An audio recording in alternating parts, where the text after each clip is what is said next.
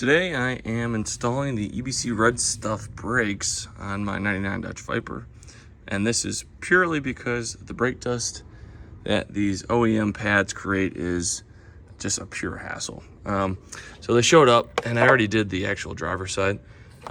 So part number is DP31031C, and they got this cable on them, and I guess this is just for a pad wear indicator, so I just ripped them off the other side because this Viper does not have that feature. It's super easy to do, right? I mean, ideally you have a punch and you punch out these two pins, the spring comes out, and then you can pull out these pads. And a minute and a half later, here we are. So I just used this little punch drill bit and then this little teeny Phillips just to push the punch out the rest of the way.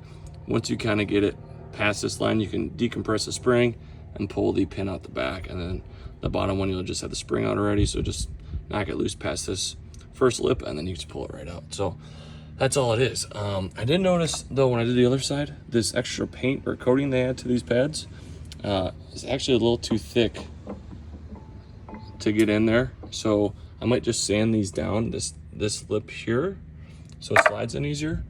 And then like I said, so you just get your flathead. Let's see, trying to hold the camera and do this, but you just apply a little leverage and you push in that piston, and then you're gonna do that to that bottom one and then this side as well, and then that way the pads slide in real nice and easy. Yeah, the best tip I have is to sand these edges down because this side slid in a lot easier than the other one. So just a little bit of, I don't even know what this is, 220 maybe? 400 actually. Just a little bit of 400 to knock down the high spots, and it slides in a lot easier.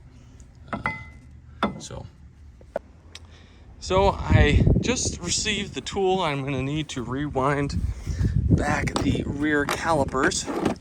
And this should be the one.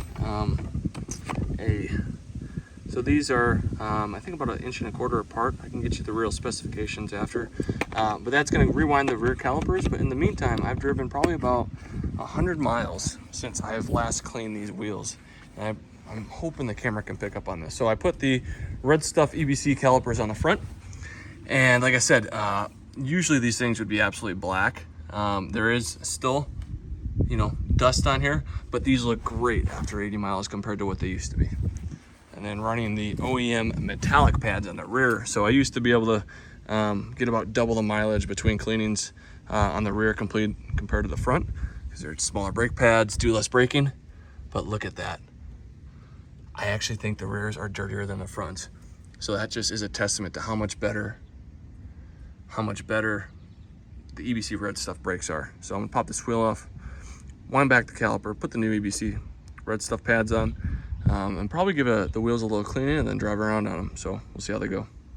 So update, the tool that I thought was gonna be perfect fit is almost a perfect fit. I had to take a Dremel and just thin down the outside of these posts a little bit, and now it slides in absolutely perfectly.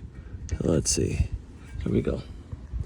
So if you can see, there's the new thin down tool, slides right in there.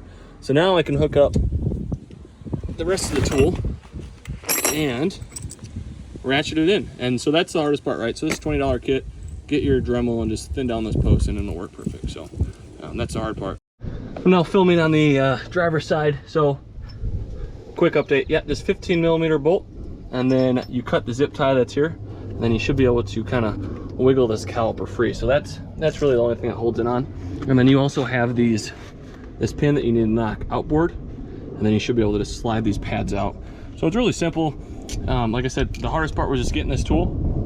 This thing grinded down, fits the cylinder perfectly. It's a clockwise turn, so the kit actually comes with counterclockwise and clockwise kit. Make sure you're using the clockwise one, and it'll work perfect. Push your cylinder in, no problem. There it is. And you kind of back this hex off counterclockwise. That fills the gap, and once you get the gap filled, crank this in clockwise. There we go. Can you guys see that? Hopefully you can see that. You can see that cylinder rotating in. And when you get a gap, you re-tighten this. So turn that counterclockwise, And turn it a little bit more, and I'm just looking for it to be flush with the boot, which I'm just about there. Okay, and I'm gonna call that right there.